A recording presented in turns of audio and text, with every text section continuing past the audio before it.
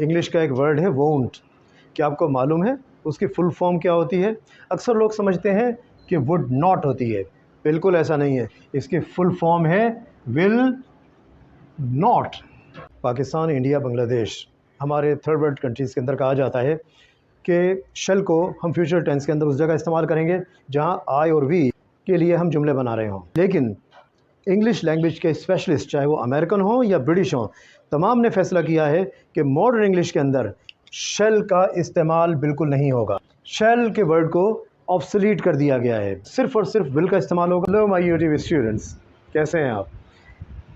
English language tenses की आज की हमारी क्लास फ्यूचर सिंपल के बारे में है। अच्छा, फ्यूचर सिंपल जिस तरह आप समझ सकते हैं, फ्यूचर माने आने वाला वक्त, मुस्तकबिल, ठीक है। यानी कि अब के बाद से जो भी वक्त एक लम्हे बाद का हो, एक सेकंड बाद का, एक घंटे बाद का, 10 साल बाद का, 50 साल बाद का, जो भी वक्त हो, उसको हम क्या कहेंगे? हम कहेंगे फ्यूचर है, ये मुस्तकबिल है, ठीक है। पहले नंबर पे तो इसकी डेफिनेशन हम देखते हैं। ये हमारा नाउ है, राइट, ये हमारा माजी है और ये हमारा फ्यूचर है, यानी कि आने वाला वक्त। नाउ का मतलब प्रेजेंट, मौजूदा वक्त। हम कहते हैं to talk about anything that happens after now, यानी कि नाउ के बाद, इस मेरे वक्त के बाद, यहाँ मैं खड़ा हूँ, टाइम ऑफ स्पीकिंग है मेरा ये, ठीक है। इसके बाद आने वाले तमाम वक्त को, अब से आने वाले बाद के तमाम वक्त को हम फ्यूचर सिंपल कहते हैं। इसकी फॉर्मेशन किस तरह होती है? हम इसकी फॉर्मेशन बड़ी सादगी से करते हैं। इस तरह करते हैं कि हम सब्जेक्ट का इस्तेमाल करते हैं, विल का इस्तेमाल करते हैं, वर्ब की फर्स्ट फॉर्म का इस्तेमाल करते हैं और ऑब्जेक्ट का इस्तेमाल करते हैं। अच्छा, विल क्यों इस्तेमाल करते हैं? विल का हम हर उस जगह इस्तेमाल करते हैं जो कि आने वाले वक्त से मुतालिक, यानी कि फ्यूचर से मुतालिक हम कोई जुमला कह रहे हो। कोई इसका एग्जाम्पल सेंटेंस आप देख लीजिए। सब्जेक्ट में हम क्या डालेंगे? आई, यू, वी, दे, जो भी हो। आई विल हमने इस्तेमाल किया और वर्ब की फर्स्ट फॉर्म राइट इस्तेमाल की। अ लेटर ऑब्जेक्ट इस्तेमाल किया। I will write a letter, मैं एक ख़त लिखूँगा। कब लिखूँगा? Any time after now. ये जो मेरा नाउ है, इसके बाद, यानी कि अब, eight the time of speaking, जिस वक्त मैं आपसे बात कर रहा हूँ, उसके बाद का जितना भी वक्त है वो हमारा फ्यूचर है। और मैं कब ख़त लिखूँगा? मैं ख़त लिखूँगा एनी टाइम आफ्टर नाउ, यानी कि फ्यूचर में। पॉजिटिव सेंटेंस हो गया। अच्छा, इसको हम नेगेटिव किस तरह बनाएंगे? हम ये करेंगे कि इस विल और राइट, यानी कि हमारे विल और वर्ब की फर्स्ट फॉर्म के दरमियान में हम ना का वर्ड इस्तेमाल कर लेंगे। हम कहेंगे not, I will not write a letter, मैं लेटर नहीं लिखूँगा। क्वेश्चन किस तरह बनाएंगे? इसका सवाल किस तरह करेंगे हम किसी से? हम इस विल को, जो कि हमने अपने सब्जेक्ट के बाद डाला था, उस विल को हम यहाँ से उठाकर, इस जगह से उठाकर, विल के बाद जो हमने रखा हुआ था इसको उठाकर पहले लेकर आ जाएंगे। यानी कि शुरू हम जब करेंगे तो हम विल से शुरू करेंगे अपने सवालिया जुमलों की, क्वेश्चन सेंटेंसेस जितने भी होते हैं। Will I write a letter, इसको सब्जेक्ट से पहले लेकर आ जाएं, तो हमारा ये जुमला क्या बन गया? सवालिया जुमला बन गया, यानी कि क्वेश्चन सेंटेंस बन गया। बहुत आसान है ये। सिंपल इसको इसीलिए कहा जाता है कि इसमें तमाम चीज़ें बिल्कुल सादगी से हम इस्तेमाल करते हैं। विल नॉट का शॉर्ट क्या होता है? विल नॉट का शॉर्ट होता है वोंट। इसको आमतौर पर 90% यूज़र्स या इंग्लिश समझने वाले मिसअंडरस्टैंड करते हैं, गलत अंडरस्टैंड करते हैं। लोग यही एक दूसरे को कॉन्सेप्ट देते हैं कि वोंट बेसिकली वुड नॉट का शॉर्ट फॉर्म है, हालांकि ऐसा बिल्कुल नहीं है, ठीक है। वोंट इसका शॉर्ट फॉर्म है विल नॉट का। ये आज के बाद आपने अपने अंदर क्लियर रखना है, ठीक है। तो हम जब नेगेटिव सेंटेंसेस बनाते हैं तो जहां हम विल नॉट इस्तेमाल करते हैं, वहां हम विल नॉट की जगह जो बहुत सादा वर्ड है वो इस्तेमाल करेंगे won't. I won't write a letter. अब हम आते हैं फ्यूचर सिंपल की एक टेक्निकलिटी की तरफ। हमने अभी तक आपको बताया कि फ्यूचर सिंपल में जब हम इसकी फॉर्मेशन करते हैं तो उसमें हम विल का वर्ड इस्तेमाल करते हैं, लेकिन इसमें एक टेक्निकलिटी है और वो ये है कि विल के साथ साथ हम गोइंग टू का भी इस्तेमाल करते हैं। इसकी टेक्निकलिटी क्या है, क्यों हम इस तरह करते हैं, वो आपको समझाते हैं। बुनियादी तौर पर क्या होता है, अगर हम इस ये आप देखिए इस फॉर्मेशन को हमने क्या किया है, इसमें हमने फ्यूचर सिंपल का टेंस लिखा यहाँ पर, उसके नीचे हमने इसको दो हिस्सों में तकसीम कर दिया। पहला हिस्सा हमारा जो है वो इनफॉर्मल स्पीच है, दूसरा जो हमारा हिस्सा है वो एक फॉर्मल स्पीच है। इनफॉर्मल किसे कहते हैं? जो आप दोस्तों यारों अपने करीबी लोगों के साथ बातचीत करते हैं उनको हम क्या कहते हैं? इनफॉर्मल। लेकिन फॉर्मल क्या होती है कि जो आप दफ्तरी लैंग्वेज इस्तेमाल करते हैं, जो आप किसी को कंपनी को ख़त व किताबत करने में इस्तेमाल करते हैं, या अपने बॉस से आप बातचीत करते हैं, तमाम बातचीत को हम कहते हैं कि ये एक फॉर्मल चीज़ है जो कि आप कर रहे हैं। फॉर्मल और इनफॉर्मल दोनों में बेसिक फ़र्क तो हमने बता दिया आपको। इसमें हम कहाँ विल इस्तेमाल करेंगे और कहाँ गोइंग टू इस्तेमाल करेंगे वो भी आपको समझाते हैं। बेसिकली ये जो हमारी इनफॉर्मल लैंग्वेज है, इसके अंदर हम विल और गोइंग टू दोनों को इस्तेमाल करेंगे। लेकिन जब फॉर्मल पे हम आ जाएंगे तो हम सब इस गोइंग टू को कतई तौर पे इस्तेमाल नहीं करेंगे, उसकी बजाय हम क्या करेंगे? हम सिर्फ विल इस्तेमाल करेंगे। यहाँ तक बात आपको समझ में आ गई?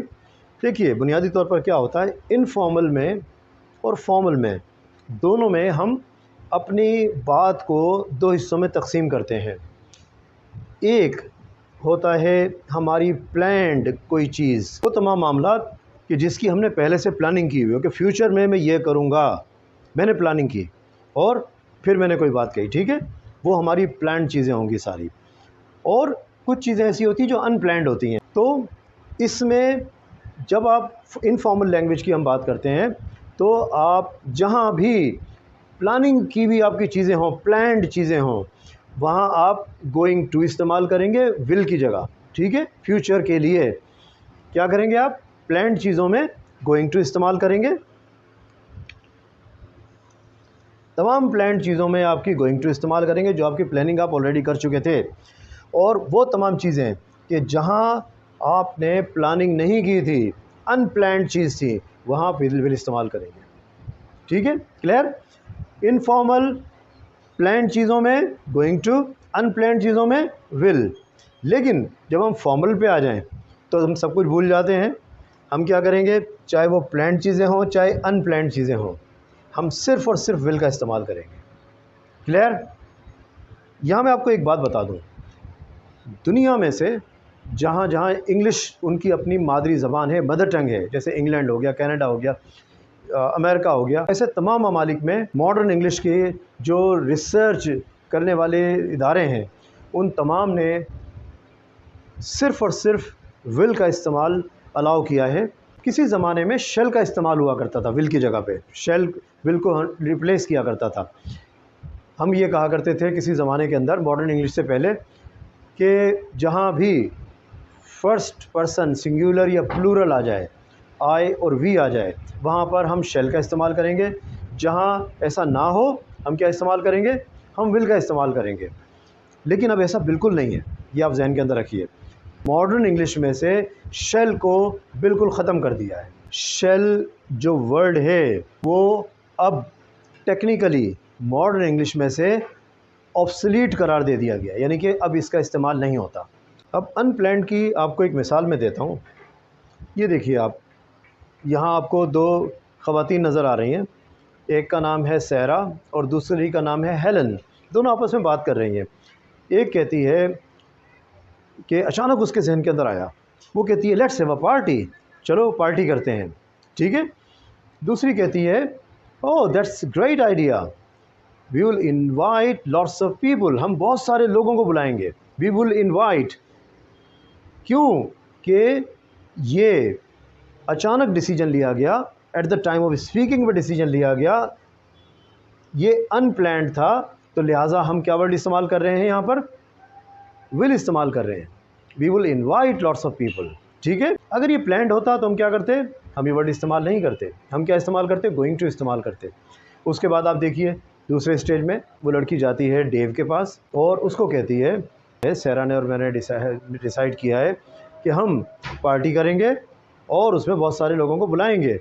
लेकिन उसने यहाँ आप देखिए विल का इस्तेमाल नहीं किया, उसने क्या किया? We are going to invite lots of people, ठीक है। क्यों कहा ऐसा? क्योंकि अब ये प्लान्ड हो गया है, अब उनकी प्लानिंग हो गई। सैरा और हेलन ने डिसाइड कर लिया। कहाँ डिसाइड किया? यहाँ डिसाइड किया कि भाई हम दोनों पार्टी करेंगे और बहुत सारे लोगों को बुलाएंगे। वहाँ उन्होंने इस्तेमाल किया विल। लेकिन जब डिसीजन हो गया उसके बाद वो एक और दोस्त को बताने के लिए गई, तो वो कहती है कि we are going to invite lots of people. मिसाल के तौर पर यहाँ आप देख लीजिए, इसमें एक मियाँ बीवी की आपस में बातचीत दिखाई गई है। बेगम कहती हैं, वाइफ कहती हैं, फ़रा इज़ इन हॉस्पिटल। मियाँ को कोई ख़बर दे रही हैं, फ़रा इज़ इन हॉस्पिटल। मियाँ को उनके हस्बैंड को ये फ़र्स्ट टाइम पता चला, eight the time of speaking पे ही उनको पता चला। तो वो क्या कहते हैं, उनका इंप्रेशन क्या होता है? हस्बैंड कहते हैं, oh really, I didn't know, मुझे मालूम नहीं था। मियाँ कहता है, I will go to visit her. क्या कहते हैं वो? आई विल, क्योंकि ये ख़बर अनप्लैंड थी, अचानक उनको पता चली। तो अचानक पता चलने की वजह से वो क्या कह रहे हैं? I will go to visit her, मैं उसको विज़िट करने हॉस्पिटल जाऊंगा। ठीक है। लेकिन अगर फ़र्ज़ कीजिए कि हस्बैंड को कहीं बाहर से पता चल गया कि भाई फ़रा जो है वो हॉस्पिटल में दाखिल है, उसके बाद उनकी बेगम ने भी बताया उन्हें, तो इस सूरत हाल को भी आप देख लीजिए, सिचुएशन में क्या होगा। वाइफ कहती है, Farah is in hospital, Farah hospital में दाखिल है। हस्बैंड क्या कहता है? येस आई नो, हाँ मुझे पता है। I am going to visit her, मैं उसको अस्पताल मिलने जाऊंगा। इन दोनों कंडीशंस को आप बहुत आसानी से समझ सकते हैं कि वो चीज़ें जिनके बारे में अचानक आपको ख़बर मिले, अनप्लैंड हो, वहाँ आप विल का इस्तेमाल कर रहे हैं। लेकिन यहाँ क्योंकि पता था, उसे पहले से पता चल गया था, तो उसने इसका इम्प्रेशन इस तरह दिया कि यस आई नो, मुझे पता है, I am going to visit her. यहाँ उसने गोइंग टू का इस्तेमाल किया। अब हम आपको बताएंगे इसकी टेक्निकलिटीज़ कि टेक्निकली हम कहाँ कहाँ फ्यूचर सिंपल को इस्तेमाल करते हैं। पहले नंबर पे हम कहते हैं कि जी फ्यूचर प्रेडिक्शन के लिए हम इस्तेमाल करते हैं फ्यूचर सिंपल को। इसका सेंटेंस आप देखिए, एक्सपर्ट से गोल्ड प्राइस विल राइज। माहिरीन कहते हैं कि गोल्ड की कीमत ऊपर चली जाएगी। ऑफर टू डू समथिंग, किसी की कोई मदद कर देना, कोई काम कर लेना किसी के लिए। क्या सेंटेंस देखिए, दैट बैग लुक्स हैवी, ये बैग बहुत वज़नी लग रहा है। I will help you with it. तीसरे नंबर पे एग्रीइंग टू डू समथिंग, किसी से कुछ एग्री कर लेना कि भाई मैं आपके साथ ये करूँगा। Can I have my book back if you have finish with it, क्या मैं अपनी किताब वापस ले सकता हूँ अगर आपने कंप्लीट कर ली है, तो पढ़ ली है तो। दूसरा जवाब देता है, okay I will give it to you this afternoon, ठीक है मैं तुम्हें आफ्टरनून में किताब वापस कर दूँगा। प्रॉमिस टू डू समथिंग, किसी के साथ वादा करना कि मैं ऐसा करूँगा। इसका सेंटेंस आप देखिए, thanks for lending me the money, मुझे पैसे उधार देने का शुक्रिया।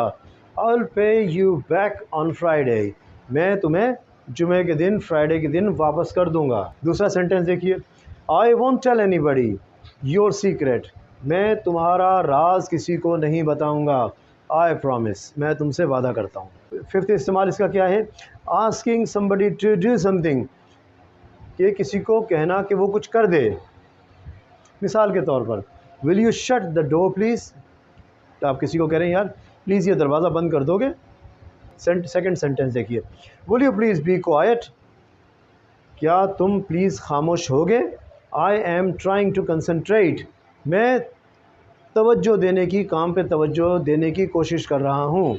अगर ये वीडियो आपको पसंद आई है तो इसको लाइक कीजिए, शेयर कीजिए और हमारे चैनल को सब्सक्राइब कीजिए ताकि आने वाली वीडियो आपको मिलती रहे। आज जो कुछ हमने पढ़ा उसकी एक एक्सरसाइज हमने डिज़ाइन की ताकि जो कुछ हमने पढ़ा है वो आपके जहन के अंदर पक्का हो जाए। इसमें हमने वैसे ऑप्शन दिए हुए हैं कि आपको क्या चीज़ इनमें डालनी है। मिसाल के तौर पर इस सेंटेंस के अंदर फिल इन द ब्लैंक्स के अंदर गोइंग टू आएगा या विल आएगा, सही है। इसके अंदर क्या आएगा ये आप खुद सोच के बताएंगे। इसमें आपको ऑप्शन दिए गए हैं, उसमें क्या आएगा ये आप खुद सोच के बताएंगे। पहला जो हमारा सेंटेंस है, एक दोस्त दूसरे दोस्त को कह रहा है कि don't worry about your exams, अपने एग्ज़ाम के मुतालिक तुम परेशान नहीं हो। I am sure you going to or will, क्या आना चाहिए?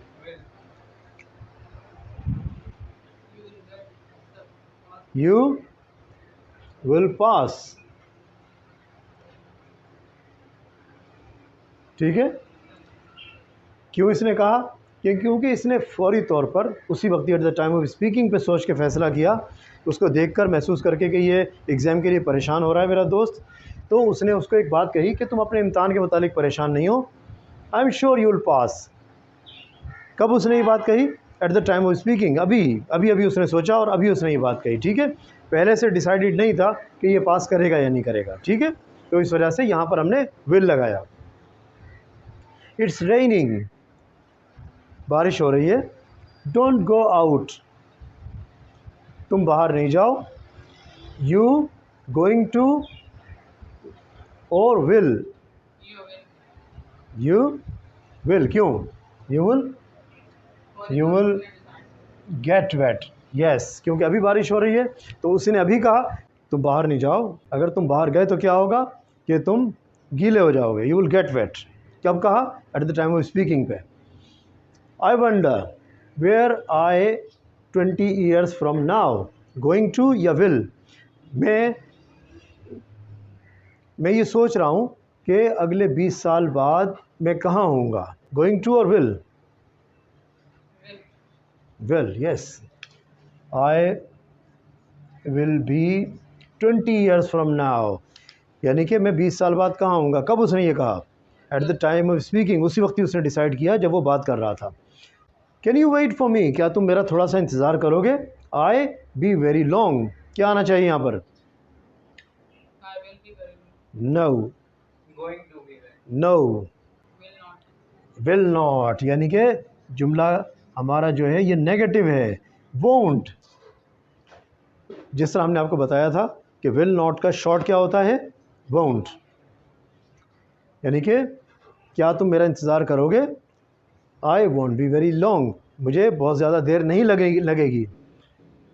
Number 5, there is no need to take an umbrella with you, बाहर जाते वक्त तुम्हें छाता लेने की, छतरी लेने की ज़रूरत नहीं है। इट रेन, क्या होना चाहिए?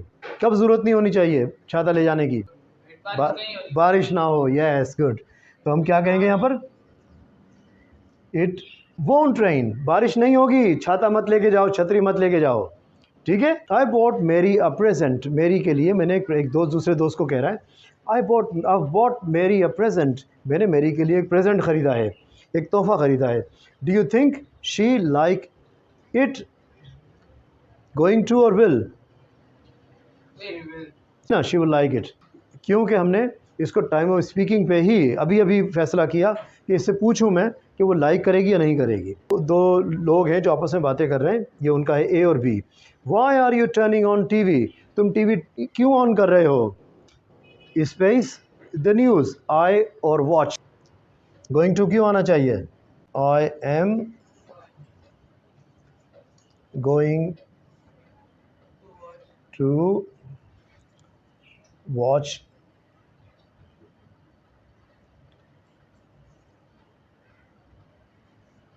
The news. ऐसा इसने क्यों कहा? क्योंकि यकीनी बात है जब वो टीवी ऑन करने लग रहा था तो पहले सोच चुका था कि मुझे क्या करना है, तो उसने जवाब क्या दिया? गोइंग टू, यानी कि वो अमल जो कि पहले डिसाइड हो चुका हो, उसके बारे में हम फ्यूचर की अगर बात करें तो हम क्या वर्ड इस्तेमाल करते हैं? हम विल की जगह गोइंग टू इस्तेमाल करते हैं। और ये भी ए भी है उसी तरह से। ओह आई जस्ट रियलाइज्ड, ओह मैंने अचानक ही अभी देखा। I haven't got any money, मेरे पास तो पैसे ही नहीं है। दूसरा कहता है हैवंट यू, अच्छा वाकई।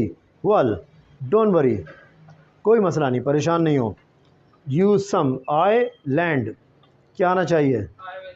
आई will lend, yes, I will lend you some,